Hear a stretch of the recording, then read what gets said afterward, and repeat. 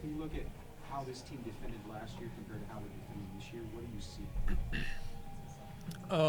I think we've taken huge strides as a team to really. I feel like every guy is committed to defending, and it's pretty cool to see that some games we're shooting like 20% from three or whatever, but we're holding teams to less than 60 points or less than 65, and so that's been pretty special to see everyone really buy into it. That's your coach has talked about how you guys are in a nice spot where 6-0 nationally ranked, but still a lot of room to grow. Where do you guys feel like you need to improve the most right now in this stretch where you're going on the road coming up? Yeah,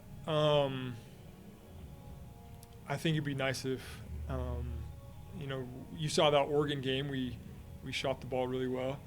And we've been a little streaky, I think, shooting the ball from outside. But one thing that I'm really looking forward to is when we're hitting our shots. Like it's a scary team. But as far as defensively, like I just talked about, we've taken huge strides with that. So the fact that some nights we don't shoot super well, it's really comforting that we can fall back on our defense and we can also fall back on our rebounding. We just go get the shot and get another possession. Is there extra motivation going into this one, knowing the history with the coaching staff with UVU and even you to an extent? You were there for a little bit. Is there extra maybe motivation with this matchup to win this one? Definitely.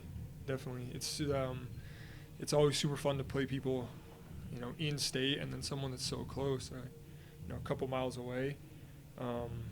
And we know a lot of their players, have friends with them and personal relationships. So definitely, it's a different feeling. Who are some of the who are some of the players that you know on UVU that you have personal relationships with? Yeah, Connor Harding. He played here last year. We were teammates.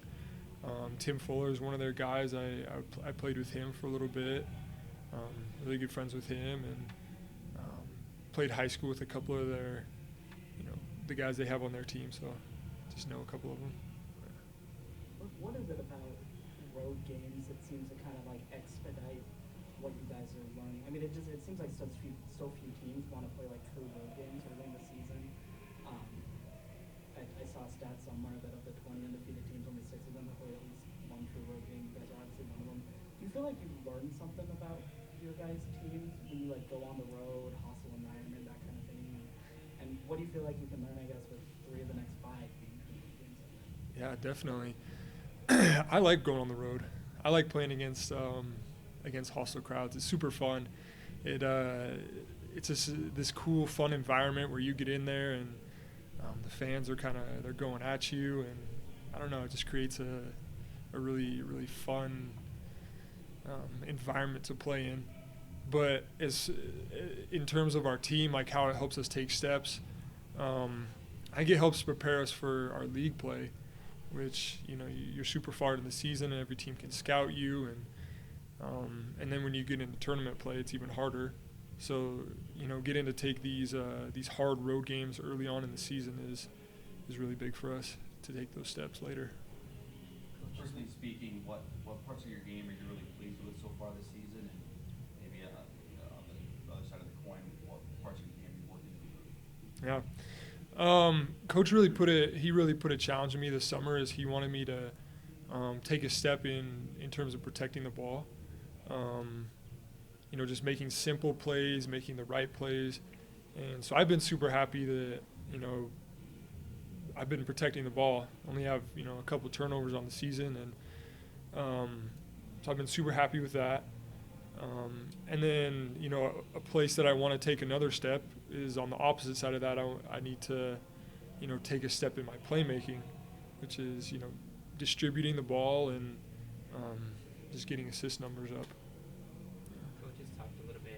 This season about Alex Barcelo's improvement on defense, and as somebody who there's a lot of offensive expectations, or not expectations, but he matters on offense a lot to you guys. As a teammate of his and as a team as a whole, how how important is it, or how impactful is it for one of your best offensive players to also be like sacrificing himself on defense and really paying attention to that this year and making improvements? It's huge. Yeah, it really sets the like the tone for the whole team. In any setting in business or on a team or whatever, when you got your top guy that's willing to go out there and fight on both ends and put himself in to situations to grow, maybe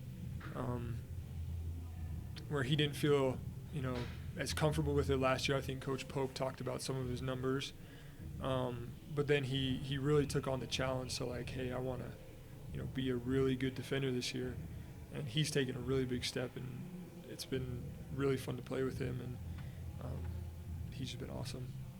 Coach also mentioned that like one of the ways that he likes to keep this team with a sense of urgency is kind of talking about oh, this is a Quadrant 1 game, or this is kind of where we are in Chem Pump, these little things that other coaches may not want to talk about at all because they want their players kind of singularly focused on process gaming and stuff like that.